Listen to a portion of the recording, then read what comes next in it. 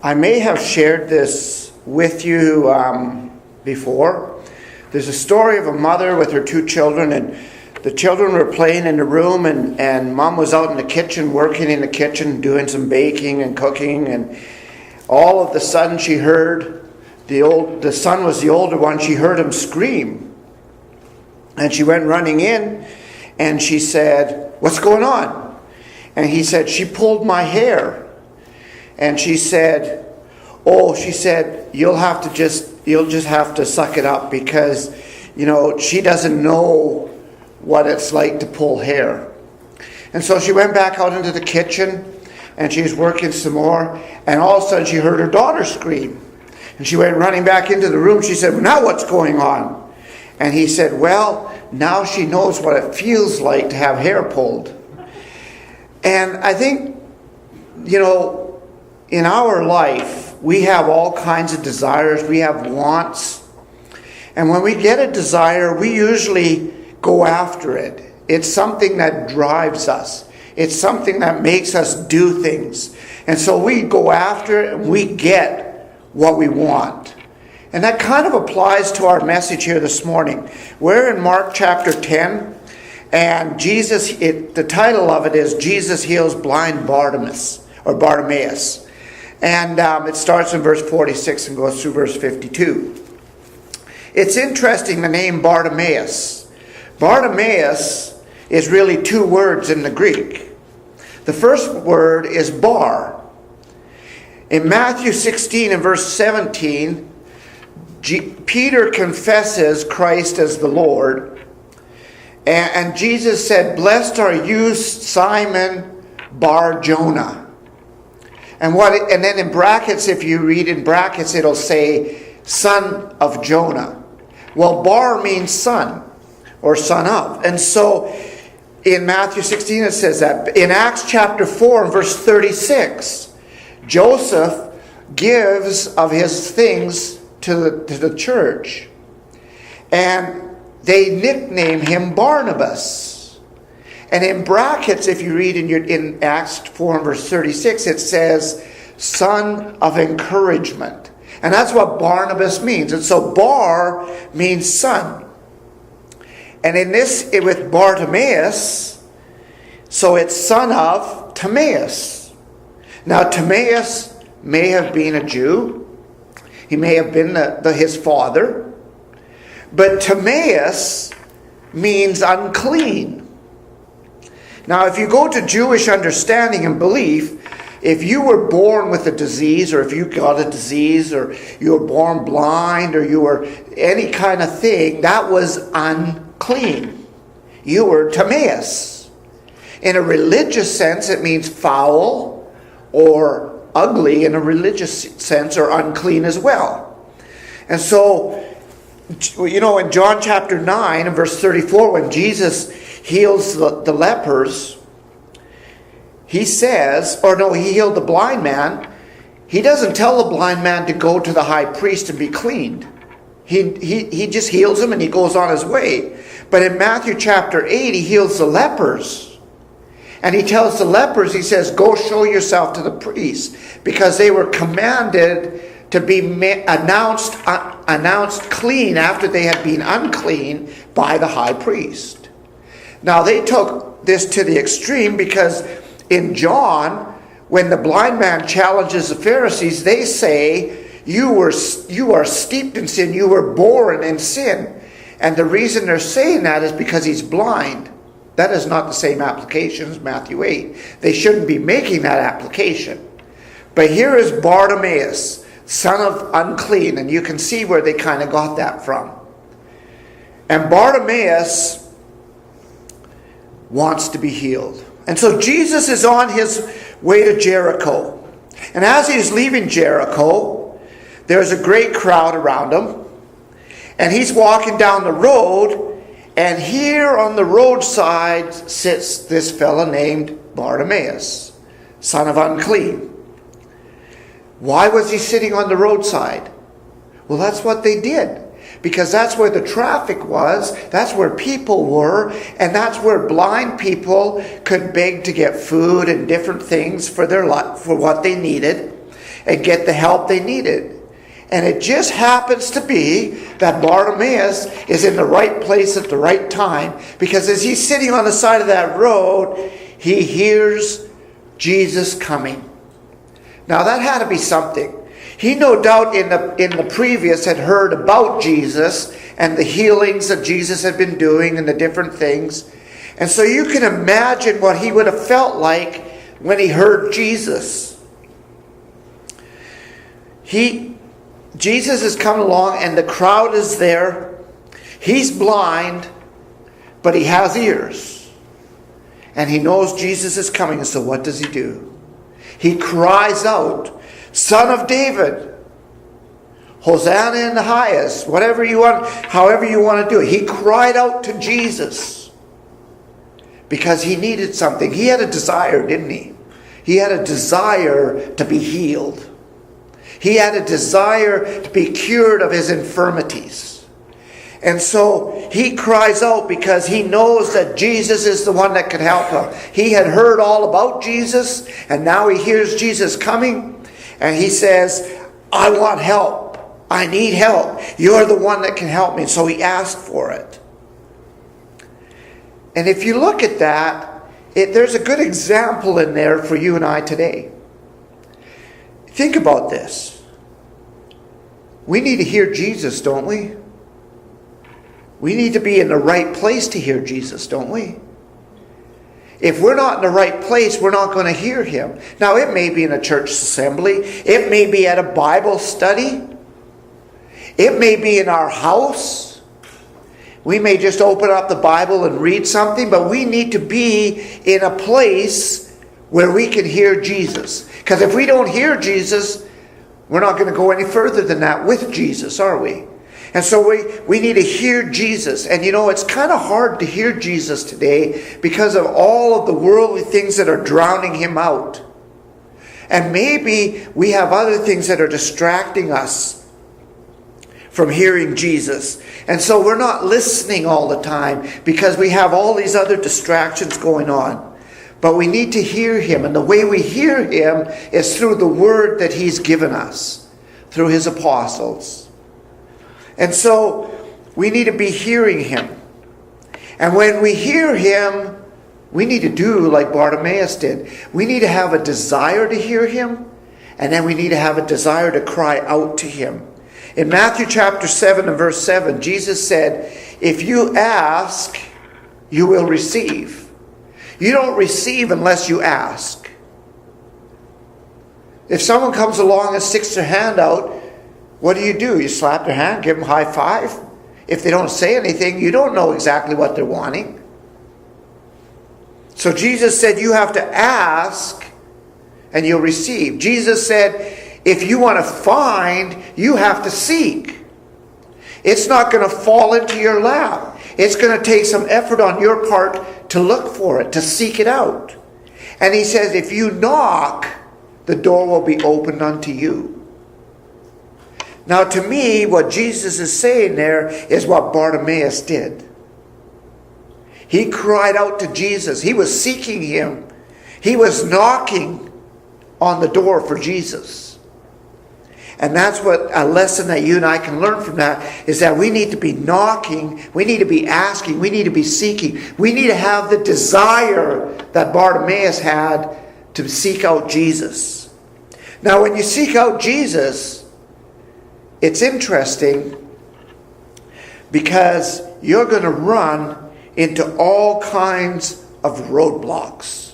You're going to run into all kinds of challenges. Look at with Bartimaeus. He cries out to Jesus. The poor guy's sitting there blind on the road and needs help. And there's a crowd around Jesus. And it says that many rebuked him. Told him to be quiet. Shut up. Don't bug Jesus. Don't waste his time. He's got more important things to do. Look at all these people around him that are following him. You quit interfering with his mission. Be quiet.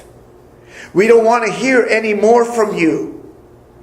And it says that Bartimaeus cried out all the more. What does that tell you about Bartimaeus? He wanted Jesus more than any rebuke that anyone could give him. And look what happens. Jesus stopped. What does that tell you about Jesus? Jesus heard him. Jesus heard Bartimaeus, and he said, call him. I find this interesting because the very people that are rebuking Bartimaeus and telling him to be quiet are the ones that Jesus says, you go call him and tell him to come to me. You see, Jesus is giving them a lesson. His mission wasn't about having crowds around him. His mission was about healing people spiritually, which he demonstrated through physical healing. And so they go to the Bartimaeus and they say, take heart, be of good cheer. He's calling you. Think of how Bartimaeus felt at that point. When they said, he's calling you. Be of good cheer. You think he was of good cheer? You better believe it, he was of good cheer.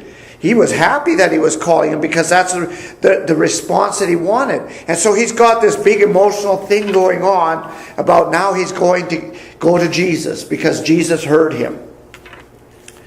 If you look at that, there's a lesson in there for you and I today. And I think that there are a few lessons actually. When you decide to call on Jesus, I guarantee you're going to have disruptions in your life. You're going to have things, roadblocks come up in your life. You're going to have the naysayers come to you and make fun of you and say, oh, you're going to believe in Jesus? He's so old and he's in history and he doesn't really matter anymore. And you're going to have mockers that are going to put you down. And then you're going to have people that are going to tell you to be quiet, to shut up. They don't want to hear it. And they don't want to hear you. And that's going to happen in our life. There are going to be all kinds of disruptions. And if there's one thing you can get across to someone that you're working with to understand Christ and to come to Christ, is you need to implore on them the fact that there are going to be roadblocks and disruptions in their life if they choose to call on Jesus. And when we call on Jesus, Jesus hears us. Just like he heard Bartimaeus. That's why he said, ask, and it will be given unto you. Knock, and the door will be opened. We know that Jesus hears us. In 1 John wrote, writing to the dispersed, those of the dispersion, in 1 John chapter 5, and starting in verse 14, he says to them, and this is the confidence that we have toward him, toward Jesus, that if we ask anything according to his will, he hears us. And if we know that he hears us in whatever we ask, we know that we have the requests that we have asked of him. John is saying that Jesus hears us. When we call on him, he is going to hear our call. And so we need to take that to heart. Don't take to heart all the roadblocks that are being thrown up, but take to heart and be of good cheer that he hears us when we call on him. And Jesus has given us the same invitation that he gave Bartimaeus.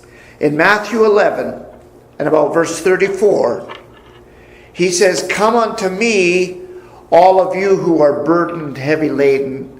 Take upon you my yoke, for it is light, or it is easy, and my burden is light. He is saying, come to me. Jesus is the only way to the Father in heaven. There is no other name on earth or under the earth by which you can have salvation. And so Jesus calls us to him as well. And once we get through those roadblocks, we reach deliverance. Look at what happens to Bartimaeus. They said, he's calling you. Look what he did. It says he threw off his cloak. What kind of image does that give you in your mind? Someone that throws off their cloak when they're called. How would you like your son and your daughter, when you call them, to jump and run like that? To respond that way? Wouldn't that be nice? If they would do that? That's the kind of response we're looking for from them. The urgency, the excitement, the enthusiasm that he displays there by throwing off his cloak. And he runs to Jesus. And he's blind, remember? So he probably had some help getting there. And it's interesting. Jesus says, now, what do you want me to do for you? Do you think Jesus knew before that what he wanted? Absolutely. But he says, what can I do for you? And he says, would I that I could see again? I want you to heal me. I want you to make me be able to see. I don't want to be blind anymore. I want to receive my sight. I want to be healed of this infirmity that I have. Now he goes to Jesus with an attitude that displayed that he had confidence in Jesus, that Jesus could heal him. He talked in a way that Jesus could heal him. And we know that because Jesus says, go, for your faith has healed you. His belief in Jesus, that Jesus could do what he did, Jesus said, because of that belief, you're healed. Now, he demonstrated his faith by calling out to Jesus, by responding to the call Jesus gave him, and with enthusiasm. That's belief in action. And he was obedient to Jesus' will. He didn't just talk about it, he walked the walk. And that's what faith in Jesus is all about. But look what he does. He takes it one step further. He didn't just say, thank you, Jesus, for healing me. I got my sight and I got to go see all the wonderful things of the world now. Instead, he turned and he followed Jesus.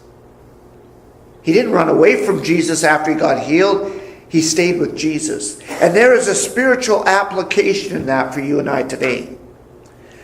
You know, when we call on Jesus and he calls us, there's got to be an urgency there. There's got to be some enthusiasm in that. We got to be excited. Because if we have the desire to be with Jesus, we are going to be enthusiastic just like Bartimaeus was.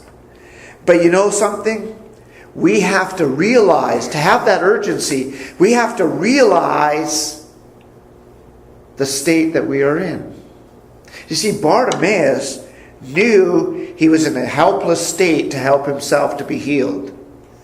And in our sinful state, we are in a helpless place to do anything about our healing of that situation, of being cleansed of our sin. And so what can Jesus do for us today? The same thing he did for Bartimaeus. He can save us from being condemned. He can cleanse us of our sin with his blood. He can heal us spiritually. He can make us whole again.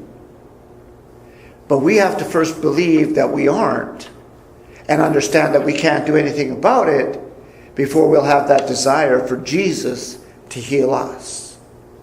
And he can give us wisdom and understanding and strength and so much more. Jesus can be our all in all, but we have to realize that he is the one that we need to make our life that. The only way we're going to have that is by faith. By believing that he is the Christ. And then by obeying his will and walking the walk, talking the talk, living our life so it shows that we believe in him and we need to follow him.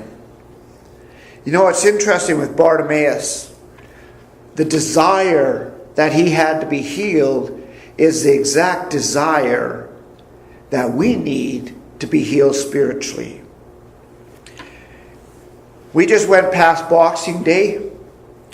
There were hundreds of people lined up for hours before the store opened. Why do they do that? They will go to any length. They will miss sleep. They will stand in lines that they normally wouldn't stand in. They will push and fight for a spot close to the door. And they will do that with all the enthusiasm and the energy they can muster. And why do they do that?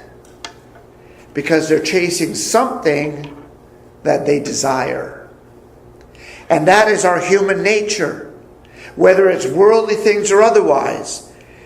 We may be chasing unimportant things, but if it's our desire, we go after them with all of our energy, with all that we have, so we can get what we want. We will go right to the end of whatever it takes to get our desire. Doesn't matter if it's the wrong focus or not. We will do it. And this morning, the lesson is that if we want to have Jesus, we have to desire him the same way as we desire other things, or more than we desire other things. We have to understand our situation, know that we're sinners, need healing, and desire to be healed, and desire to call on Jesus. That desire will help us to call on Jesus, to hear him, to respond to his call, and to follow him. There's a lot we can learn from Bartimaeus, particularly having the desire to be healed and to be with Jesus. And I don't know where everyone is at, but I pray that that desire is what keeps you going every day, following Christ and serving him. Because if you don't have that desire, sooner or later, you're not going to walk with Christ anymore. Keep that desire burning for Jesus Christ.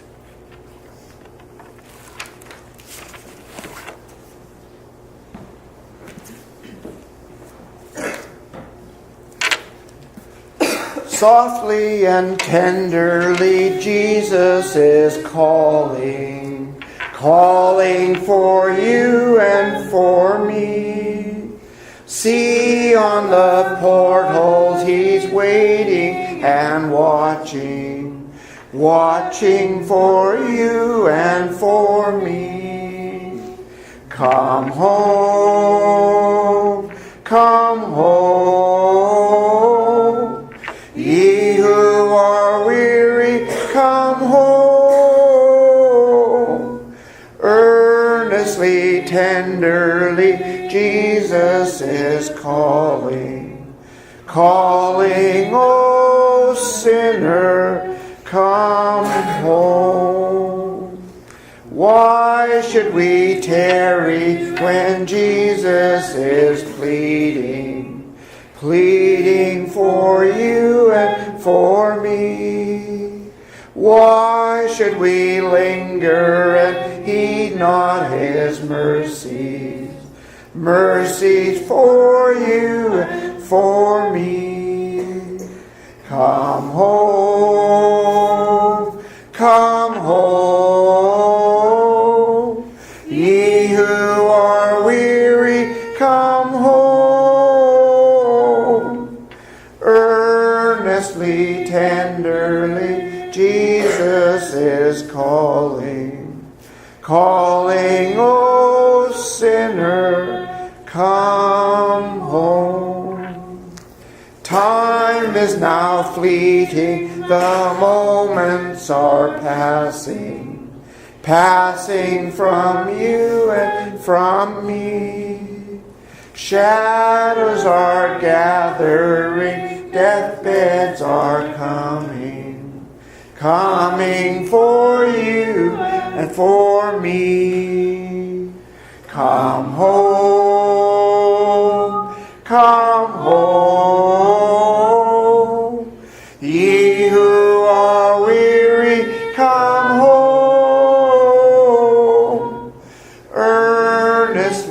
tenderly, Jesus is calling, calling, O sinner, come home. Oh, for the wonderful love he hath promised, promised for you and for me. Though we have sinned, he hath mercy and pardon, pardon for you and for me. Come home, come home, ye who are weary, come home. Earnestly, tenderly, Jesus is calling, calling, O sinner, come